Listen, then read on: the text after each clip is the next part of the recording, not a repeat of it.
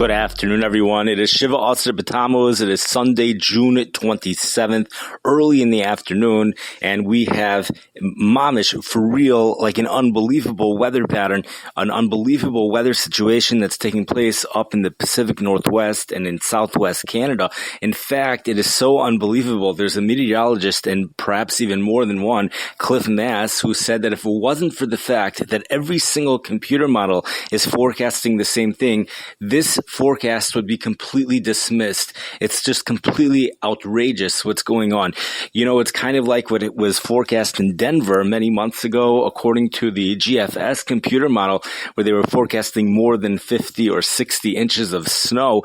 The meteorologists just dismissed it because it's just not possible. It's like totally outrageous. They went ahead and went with the other computer models, which were forecasting much less. Either way, it was a major snowstorm. But sometimes you'll have a computer model which is forecasting something outrageous, and the meteorologists know, just ignore it. That for whatever reason, that particular model is forecasting something really weird. In this case, it is totally outrageous what is being forecasted. The only thing is that every single model is forecasting the same things. Even some of the European computer models, which is completely different. It's made up of completely different material, completely different sensors, completely different everything from the GFS model. It's still reaching the same conclusions as the GFS model and other models in regards to the Pacific Northwest and Southwest Canada. This is probably they say this is the strongest dome of heat that has ever occurred, and this is also occurs once every 4,776 years. That's on average. Those are the chances of something like this happening, is once in every 4,776 years. There are different opinions in regards to how much of this is connected to climate change or not. We have Cliff Mass, who feels that this heat wave would be happening regardless of man-made climate change. This is just so intense that even without the man-made climate change, he says we would still have an extreme event. He thinks that perhaps there's climate change that is contributing to a couple degrees, making it a couple degrees warmer than what it would have been otherwise. But even without the climate change, this would have happened, and it would have been an extreme event. We have other meteorologists and climatologists who claim otherwise. They say that this dome of heat, the whole thing, probably would not be happening if it wasn't for man-made climate change. But I would assume nobody really knows. I would assume that it's just, we're going to leave it off as a machlokas, as different of opinions, different approaches as to how much of this is connected to man-made climate change, if any of it is. But in any case, we do have an unbelievable thing, unbelievable dome of heat that's taking place up in the Pacific Northwest. Temperatures are expected to hit 110 degrees in Seattle, Washington today.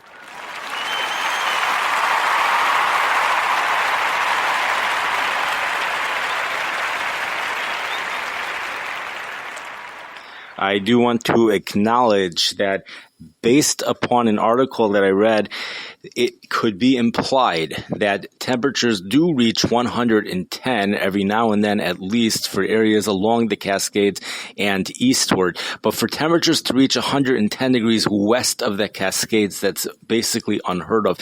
We have temperatures that hit 108 degrees. I think it was in Portland, Oregon, or very, very close to that yesterday. Temperatures, I believe, went up to 102 in Seattle, Washington yesterday. These are all records. Temperature of 110 today, that beats the old record by 19 degrees.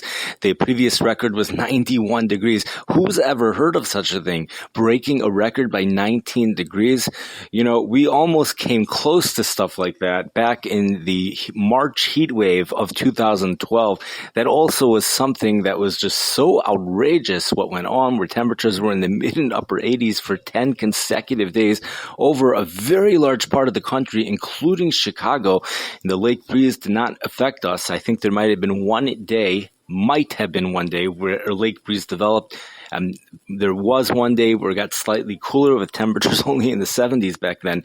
Back then, we had record-shattering temperatures of at least 10 degrees. The old records were in the mid-70s, and the new records were in the mid-80s. That was definitely something that broke every meteorological rule in the book. That was back in March 2012. This might even be more intense than that. We're seeing record-shattering temperatures in Seattle, 19 degrees. It's breaking the record again by 19 degrees. However, I want to zero in on a city which is just off the charts. It's mind-boggling what's going on in this city. This city is in Canada, and I took a picture of it, and I have to get to the picture because I don't exactly remember the name of the city. The city is Abbotsford, British Columbia, Canada. It currently is 94 degrees there. But what I want to actually, that was a couple hours ago. It was 94 degrees there. The interesting thing about this city, where did I get it from? So the interesting thing about this city, first of all, temperatures are expected to go up to 116 degrees there. I think that's on Monday. Is that Monday or Tuesday? Do I have it here? I didn't take a picture of that. But temperatures are expected to go up to 116 degrees there. This is a city in Canada. But here's the real thing, is that it's going to be humid. Not just humid, very humid. AccuWeather is calling for dew points between 63 and even 70 degrees. I think it's by tomorrow, 4 p.m. or so. We'll have dew points in the low 70s for this city. And the city, again, the name is Abbotsford, British Columbia in Canada. That means we're going to be seeing heat indexes. Where's the humidity coming from? I don't know, because I'm not familiar with that city or the land, the exact geographical area around there. But it's expected to be humid. Now, I just want to point something out here. I don't know if this has ever happened before in the United States. If this has happened before, it would be in Yuma, Arizona. If we've ever had a city here in this country, certainly Canada, I mean, it's never happened in Canada, that's for sure. This is something which has never happened before. This is unprecedented. This is dangerous. This is unprecedented for real. This has never happened before. So the only city, if we've ever had such intense desert-like temperatures combined with Gulf Coast humidity, if that has ever happened in this country, it would have happened in the city Yuma, Arizona. That would have been the city that this would have happened in. I don't know if that has ever happened. These are the types of weather conditions that take place in countries like India, Pakistan, Saudi Arabia, places on the Persian Gulf. Over there, you even get higher humidity than 70. You can get a dew point of 80 degrees. But for this to be happening in Southwest Canada, for a forecast high of 116 degrees and a dew point of 70 degrees, hot and humid.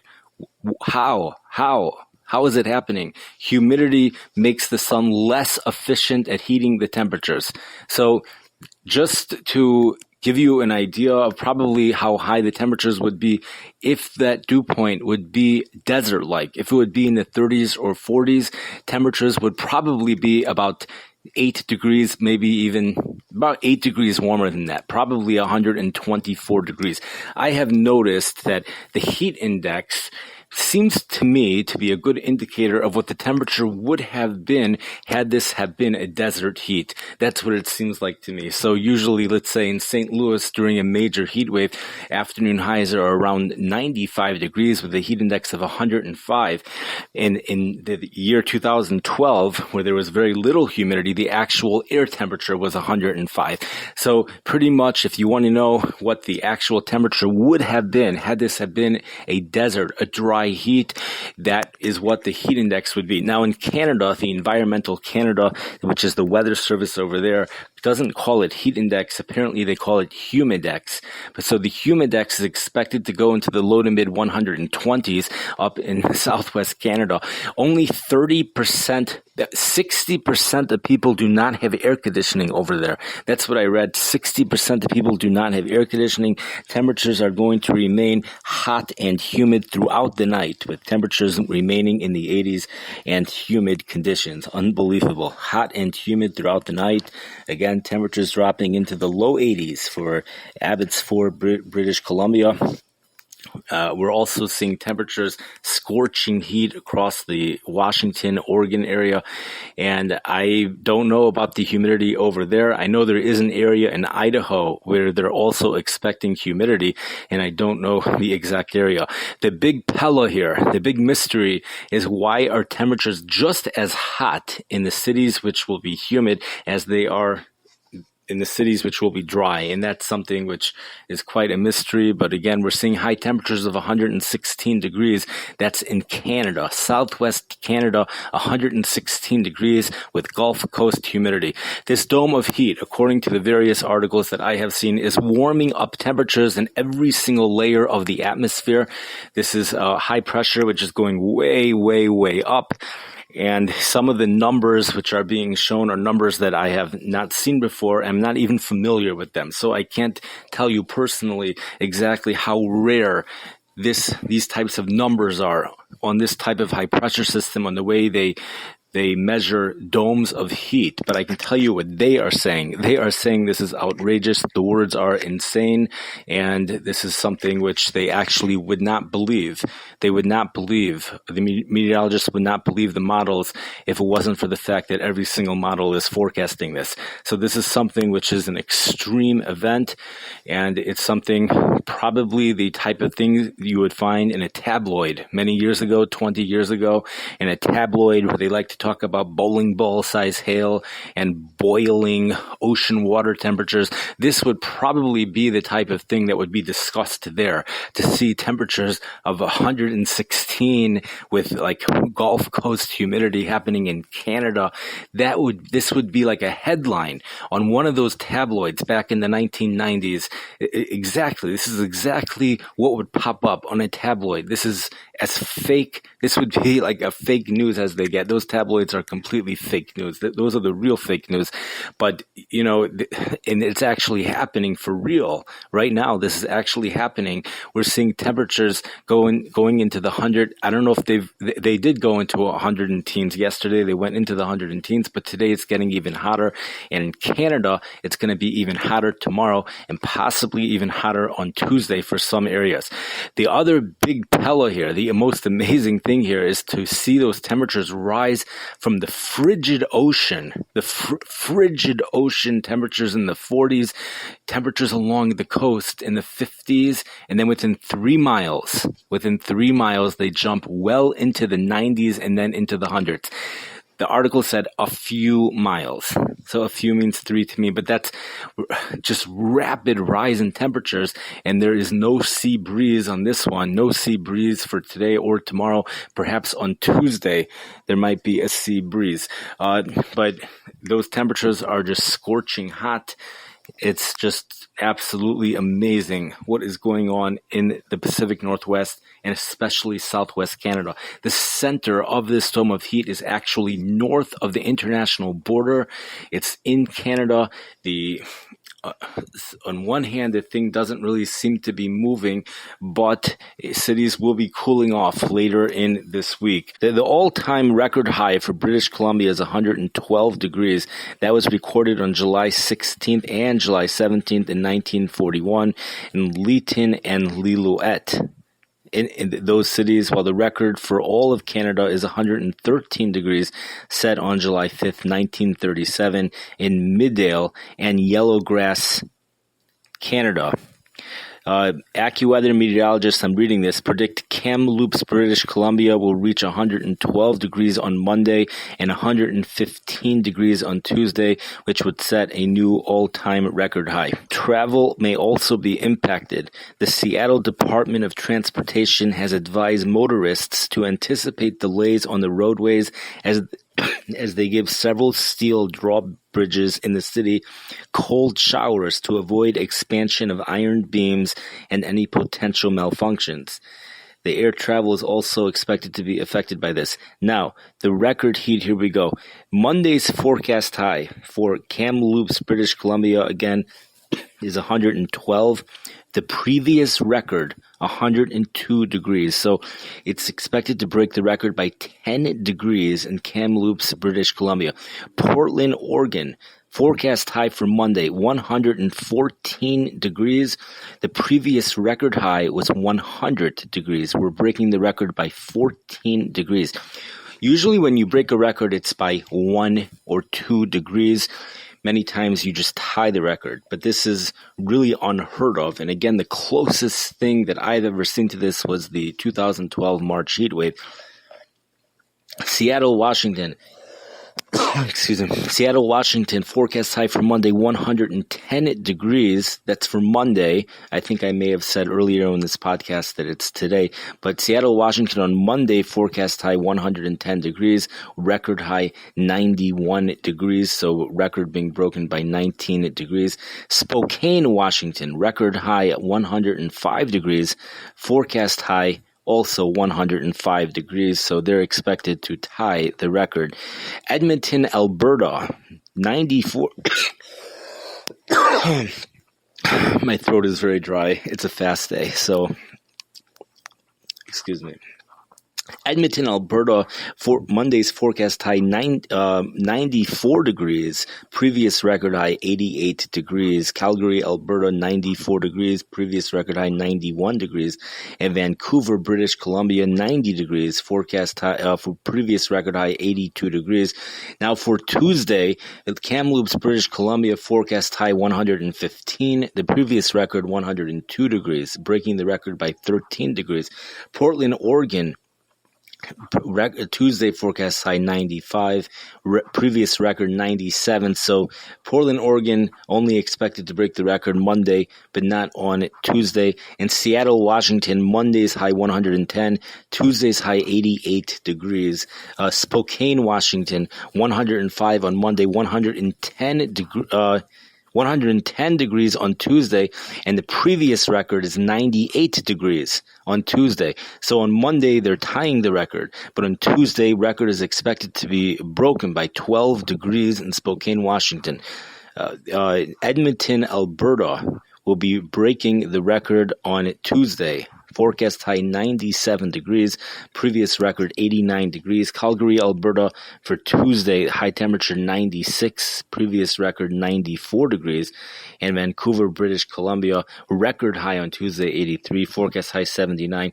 They will be breaking the record on Monday, but not on Tuesday. Average highs in June could be anywhere from the 70s in eastern Washington and Oregon to the 80s in western areas and into Idaho.